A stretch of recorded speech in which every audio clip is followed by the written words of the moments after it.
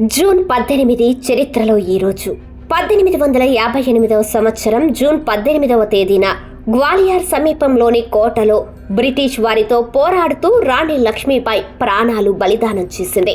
రాణి Lakshmibai 1828 November 19న వారణాసిలో జన్మించారు. ఆమె చిన్ననాటి పేరు మణికర్ణిక. బంధువులు ఆమెను ముద్దుగా మను అని పిలిచేవారు. మణికర్ణిక చాలా చిన్న వయసులోనే గుర్రపు స్వారీ, కత్తి యుద్ధం వంటి యుద్ధ కళలు నేర్చుకుంది. బీతూర్కు చెందిన పీష్వా రెండో బాజీరావు ఆమెకి చబిలి అని పేరు పెట్టాడు. 1842లో ఝాన్సీ రాజా గంగాధర్ రావుతో వివాహం జరిగిన తరువాత మణికర్ణిక రాణి లక్ష్మీబాయిగా ప్రసిద్ధి చెందింది. అదే సమయంలో 1857 విప్లవంలో బ్రిటిష్ వారిని ఓడించిన తరువాత ఆమె మర్దాని అని పిలువబడింది. భర్త చనిపోయిన తర్వాత రాణి లక్ష్మీబాయికి కష్టాలు ఎక్కువయ్యాయి. బ్రిటిష్ వారు ఝాన్సీని ఎలాగైనా ఓడించాలని సంకల్పించుకున్నారు. బ్రిటిష్ వారు ఝాన్సీ కోటను ఖాళీ చేయమని రాణిని ఆదేశించినప్పుడు రాణి లక్ష్మీబాయి నిరాకరించి తాను ఝాన్సీని వదులుకోనని ప్రకటించింది. ఆ తర్వాత రాణి లక్ష్మీబాయికి బ్రిటిష్ వారికి మధ్య భీకర యుద్ధం జరిగింది. రాణి లక్ష్మీబాయి తన చివరి శ్వాస వరకు బ్రిటిష్ వారిపై పోరాడి 1858వ సంవత్సరం జూన్ 18వ తేదీన యుద్ధరంగంలో అలుపెరగని ధైర్యాన్ని ప్రదర్శిస్తూ ప్రాణాలు విడిచింది.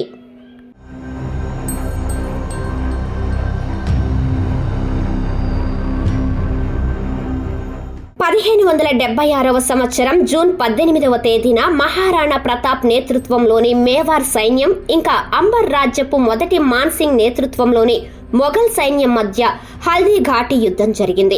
అక్బర్ సైన్యం కంటే ప్రతాప్ సైన్యం చాలా తక్కువ.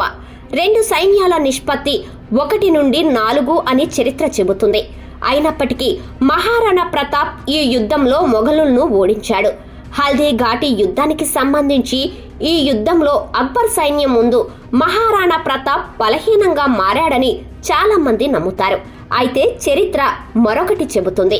హల్దీ ఘాటిపై పరిశోధన చేసిన డాక్టర్ చంద్రశేఖర్ శర్మ ది లలన్ తోప్ కథనం ప్రకారం హల్దీ ఘాటి యుద్ధంలో ఎవరు గెలిచారు? కొన్ని ఆధారాల ఆధారంగా నేను మీకు వివరిస్తాను.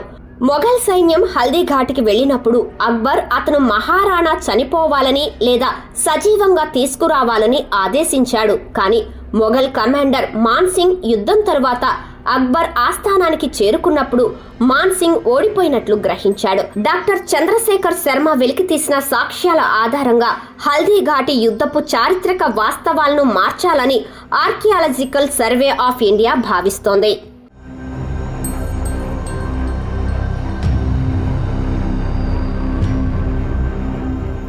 గోవా విప్లవ దినోత్సవాన్ని జూన్ 18న జరుపుకుంటారు.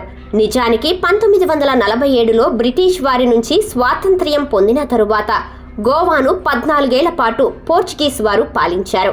జూన్ 18, 1946న రామ్ మనోహర్ లోహియా గోవా ప్రజలను పోర్చుగీస్కు వ్యతిరేకంగా పోరాడదామని ప్రేరేపించారు. దీని తరువాత వేలాది మంది ప్రజలు గోవా స్వాతంత్ర్య ఉద్యమంలో పాల్గొన్నారు. సుదీర్ఘ పోరాటం తరువాత గోవా డిసెంబర్ 19, 1961న పోర్చుగీస్ నుండి స్వాతంత్ర్యంగా మారింది. అందుకే ప్రతి సంవత్సరం జూన్ 18వ తేదీని గోవాలో విప్లవ దినోత్సవంగా జరుపుకుంటారు. పోర్చుగీస్ నుండి స్వాతంత్ర్యం పొందిన తరువాత గోవా కేంద్రపాలిత ప్రాంతం హోదాను పొందింది. తరువాత గోవా భారతదేశంలోని 25వ రాష్ట్రంగా మారింది.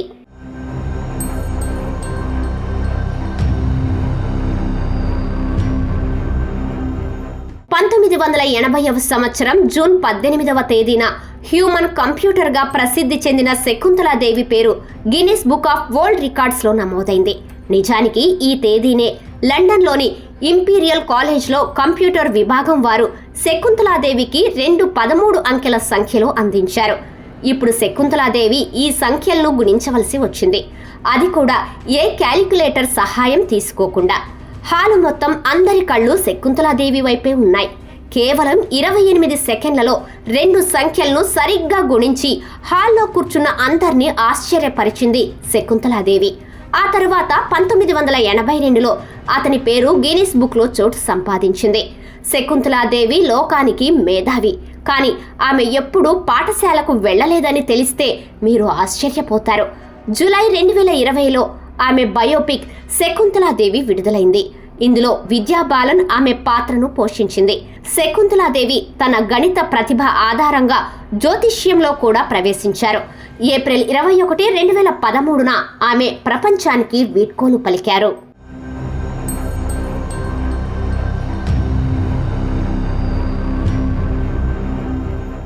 1972వ సంవత్సరం జూన్ 18వ తేదీన బ్రిటన్లో ఘోర విమాన ప్రమాదం జరిగింది. అందులో 118 మంది మరణించారు. లండన్లోని హీత్రూ విమానాశ్రయం నుంచి బ్రసెల్స్కు బయలుదేరిన విమానం టేకాఫ్ అయిన కొద్ది నిమిషాలకే కుప్పకూలింది. బ్రిటిష్ యూరోపియన్ ఎయిర్వేస్ విమానం సిటీ సెంటర్ నుండి కొన్ని వందల గజాల దూరంలో ఉన్న పొలంలో కూలిపోయింది. బ్రిటిష్ విమానయాన చరిత్రలో ఇది అత్యంత ఘోరమైన విమాన ప్రమాదం.